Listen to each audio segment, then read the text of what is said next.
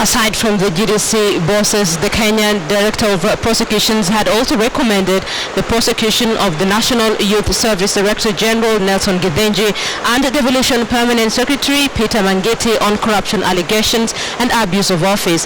But the Kenyan opposition leader Raila Odinga has dismissed these recommendations as an attempt by the government to cover up and to ensure the biggest culprits are protected from prosecution. Raila claims Peter Mangiti and Nelson Githinji are mere fall guys being taken down to save the actual suspects. Raila has called it a cover-up and a conspiracy against the law and the taxpayers.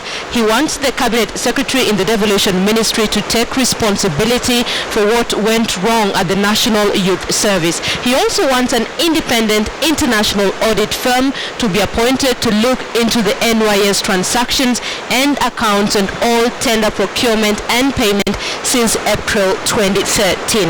Let's see how that goes. You're watching KTN Prime.